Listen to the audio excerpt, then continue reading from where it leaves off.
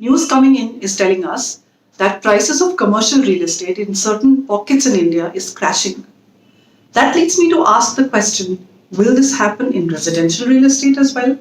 And that leads to the question of why are prices so high in real estate in India?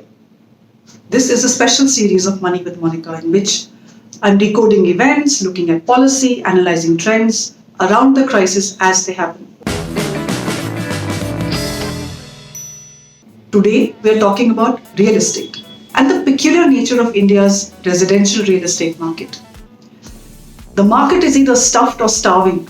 It's stuffed at the premium end of the market and it's starving at the affordable housing end of the market. What this means is that in the premium segment, there is a supply overhang with lakhs of units unsold.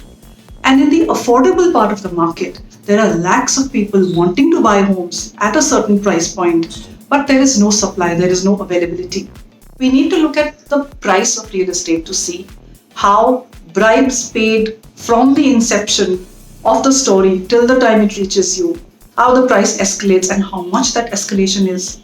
So we need to go back to the beginning of the problem, when the land use rules change, when the land changes from being either agricultural or government and becomes available for a commercial development or a residential development.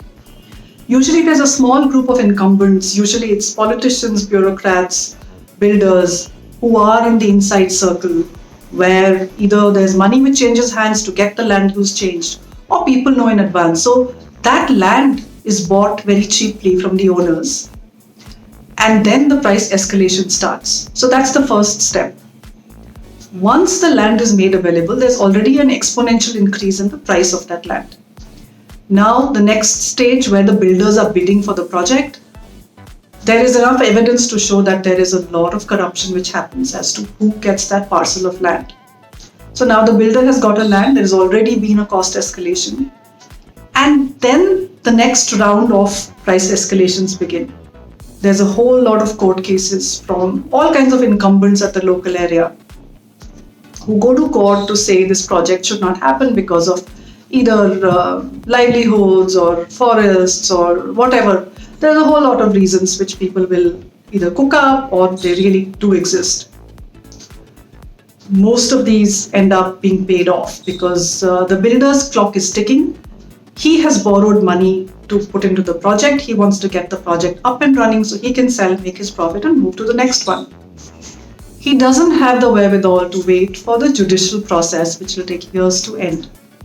So money changes hand and your clock is ticking because it's all getting added to the project cost.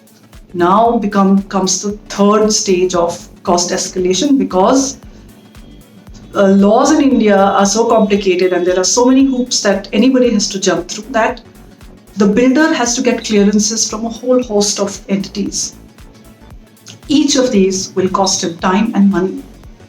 Each of the rent seekers in the government, in the bureaucracy, will take their money because remember, they may have paid to get that posting, so they have to earn enough to justify what they paid to get the posting to become inspector of, commissioner of, etc. Your clock is ticking. You are going to keep paying more because of all the bribes which are being paid. When the project is ready and it comes to the market, the final market price reflects the price of all of these bribes. We have to wonder why it took till 2016 for a real estate regulator to be even born in India. And we have to wonder why today, in 2020, 4 years later, it is still born. It is part of the state subject. States have dealt with it differently. There isn't enough political will to give us a good real estate regulator.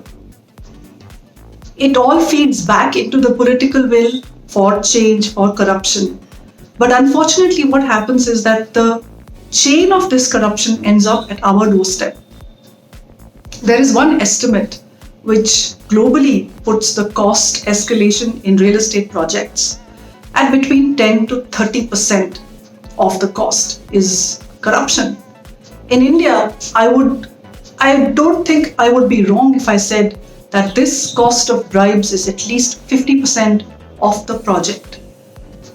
Real estate prices should crash by 50%. if we were to take out the cost of corruption. Let's take a metric. Let's look at something called a yield. What is a yield of a property? Annual rent, divide that by the capital value of the property. And that yield number tells you if the property is overvalued, undervalued. Today, that yield is between 1.5% to 2.5% in the urban Indian metros. This is hugely overvalued. Property prices will have to crash by half to give a yield which is even worth talking about. So we have to understand that at this entire chain of corruption lands up at our doorstep, and we end up being priced out of the market, and the builders simply have no option but to price it what they do because of the whole chain of price escalations.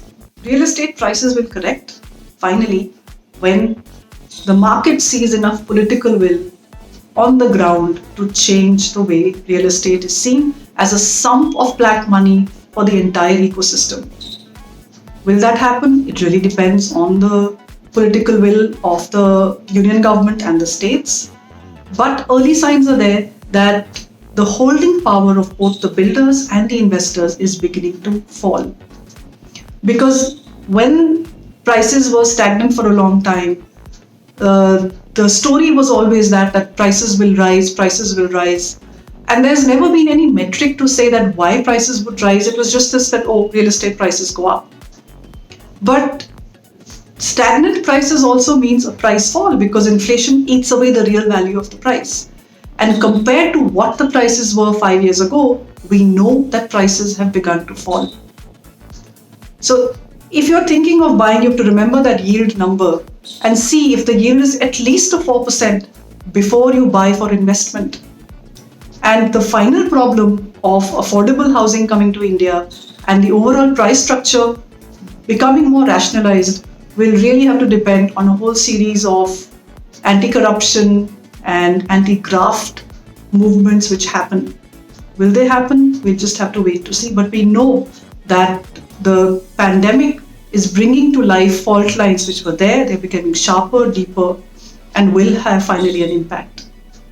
That is all that I have today. I will be back for more.